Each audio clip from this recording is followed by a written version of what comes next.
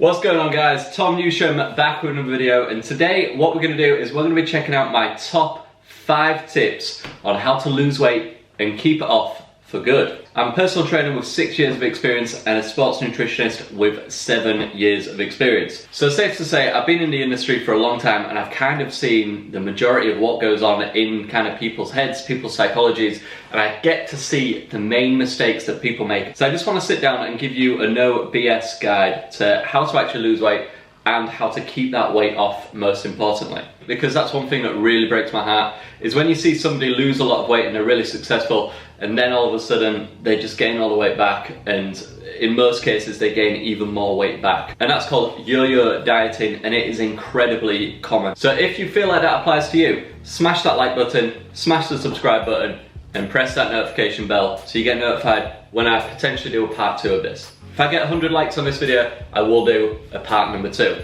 Now the first tip's coming up in a second, but just to plug my own sponsor of this video, yes, I sponsored my own video. Now if you would like me to help you along the way with your fitness and nutritional journey, I have an app, the link is in the description, and basically you get personalised workout plans, personalised nutrition plans, as well as a food diary to log all your foods in, as well as meal plans, habit tracking, MyFitnessPal integration, and smartwatch integration. You can also upload your progress pictures on there so you can actually see the progress you're making, as well as viewing the charts on your measurements and your weight, so you can track it on the way down or on the way up if that's what you're after. And I'm also building a full nutritional course in there so you can be an expert in nutrition, so you don't have to go on a yo-yo diet or a fad diet ever again. Links in the description, guys.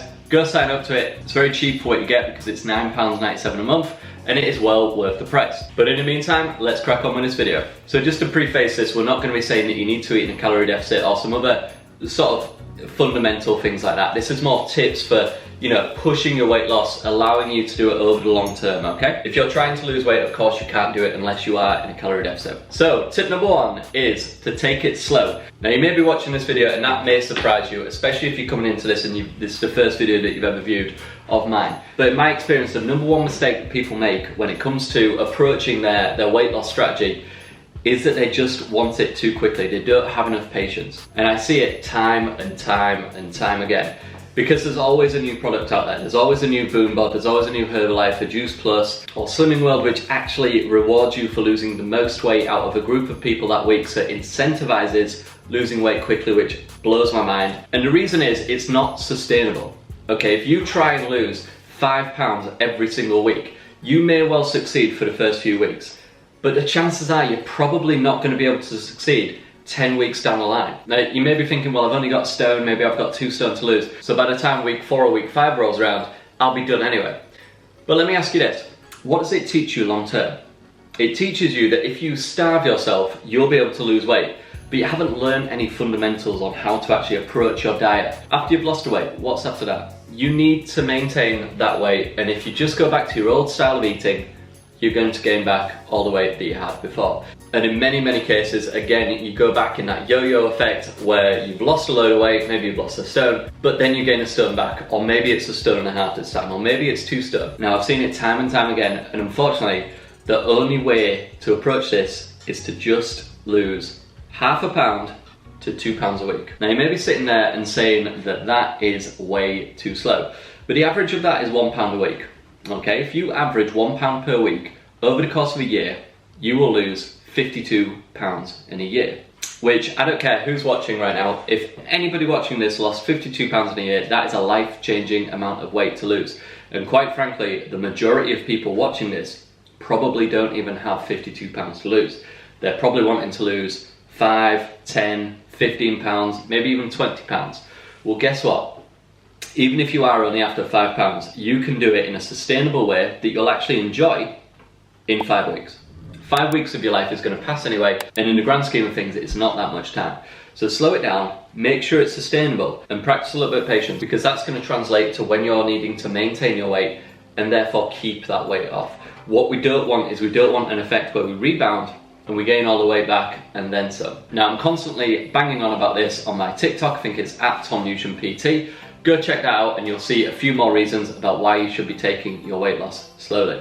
Tip number 2, you need to keep a food diary. You kind of need to go through this process of calorie counting, of logging all your foods into MyFitnessPal or my app, because you're going to learn that if you go for a slice of seeded bread, you're talking about 150, maybe 200 calories. But if you go for this brand of Danish bread, well, it's actually only 63 calories. And there's a huge difference there. You'll also find that a pint of beer is around about 200 calories, but if you have something like a gin and slimline tonic, well, you're only talking around about 50 to 60 calories. And it's great because you're learning along the way what foods you can have and still be within a calorie deficit and still be flexible, and what foods are kind of best to be avoided. Tip number 3, exercise. Specifically, some sort of resistance training, calisthenics, that sort of thing. Now you may be looking at this and saying, well, I don't want to join a gym. The good thing is, the pandemic's taught us that you can actually have pretty effective workouts at your own home. You just have to invest in a little bit of equipment. Now there's a multitude of benefits of resistance training. We're not going to list them all here, but heart health improves, you have stronger bones, you have obviously bigger muscles, you look a lot sleeker, a lot sexier, that sort of thing. But it also burns calories. And it burns calories in a more sustainable way than doing something like hill sprints or something very, very cardio intensive. Not only that, you're also building up areas of your body which, I don't want to say give the illusion of making you seem slimmer, but it kind of gives the illusion of making yourself seem slimmer. Now consider this, a lot of my female clients come to me, they say they want to tone up, they want to lose weight, and they want that hourglass body. Now that hourglass body, losing weight is only one half of that equation. You also need to build up your shoulders and your back for the top of that hourglass. You know, it starts off here. Obviously you lose weight, so it dips in at your waist.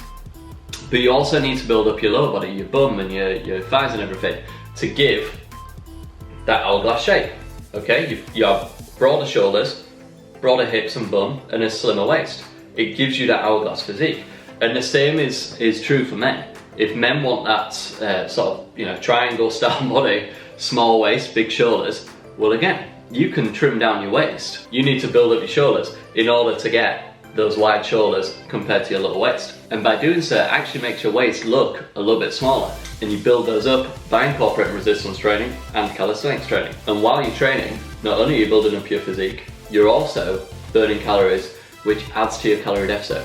So it's a win-win situation. Number 4, eat more protein. Now the majority of people do not consume enough protein.